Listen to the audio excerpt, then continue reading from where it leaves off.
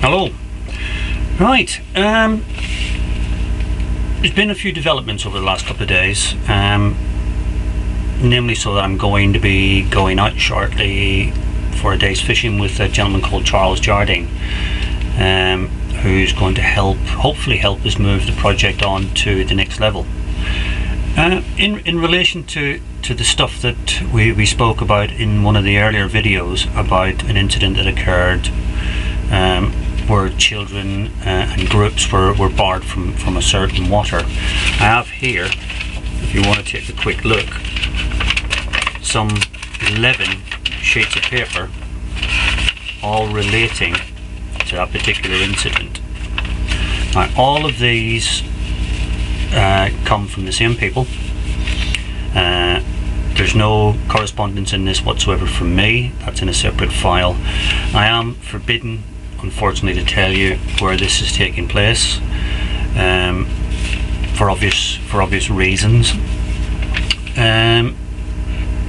It's unfortunate that it's come to this, but I feel that strongly about it. I mean, these people seem to think that I was running a business, but didn't have the ability to come and ask us any questions. We have a management board, we have a board of trustees. We also have a constitution, and we've got about 7 or 8 different policies in place to help us protect those who we take out. Now, we have people coming to us from as far away as Essex for instruction. We have sponsors in Scotland, in Portsmouth, and at the minute we are setting up some links with people in Kenya to help provide us with the equipment at discounted prices. This will all go to help fund this particular project. For those of you who are just tuning in at the moment, the project is called Fishing with Tom. That's me, of course. I'm a Gaia registered certified fly fishing coach, which is a game angling instructor the Game Angling Instructors Association, which is what I'm part of their team.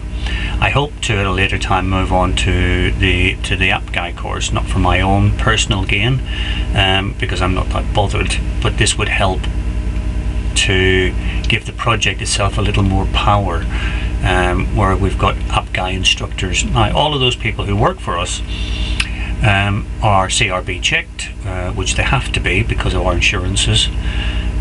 Trustees are CRB checked, as are the management board. We're all first aid trained, which has come in handy over the years. Unfortunately, not for this particular project. From its inception in 2005, we have no lost time incidents whatsoever. Minor injuries, slip, people getting their fingers caught on bushes and branches. Other than that, nothing, which speaks volumes for the risk assessments and the rules and regulations that we adhere to on a daily basis. Now, what to do next? I don't know, to be honest. It's all in the hands of the powers to be. I'm waiting on a letter coming back from an organisation I wrote to. When that comes back, I'll add it to this particular bunch, and we'll see where we go from there. There is great feeling within the confines of the groups that I work with, children's units, foster care, disadvantaged children and disabled groups, that that we may not go back to that particular venue because of the animosity that may surround the children being there, and it may become confrontational at some point, which is something we wish to avoid at all costs. Some of these children come from exceptionally violent backgrounds, and the last thing we need is confrontation in front of these children, whether it's intentional to show us in a bad light or not. We would rather step away from that. There's not much more I can really say at the moment. Stay tuned. You'll find a little bit more at a later date, and we are in the process of taking some videos of what we do on the waters. Videos will show aspects of the instruction courses. We'll show aspects of people catching fish, landing of the fish, and the returning to the waters. There may be a little bit of foul language in there, but we'll do our best to try and remove that before we put it on air. And we hope that you enjoy watching those particular clips. We are hoping to get some funny stuff on at a later date, because the last thing you want to do is be looking at my face all the time in this rather cramped office space. But hopefully one day we'll move into something a little bit bigger, something a little bit more purpose built, but that'll come in time when we get access to the charity status. We have grant applications at the minute outstanding to £60,000, which is what we're looking for to fund several ideas that we have, which we have researched and found that these are totally viable and stand to help a lot of children from all ages right across the board, disabled as well.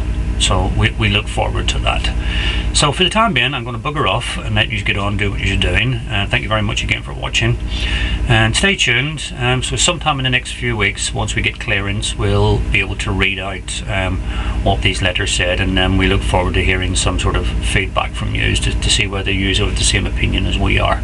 It doesn't matter whether you are or whether you aren't, but we would appreciate those opinions. It doesn't matter how blunt you can be, we're not really bothered. But what we're looking for is honesty. And on that note, I'm going to leave it, and I will catch up with you again and sometime within the next few weeks. Okay, thanks very much for your time.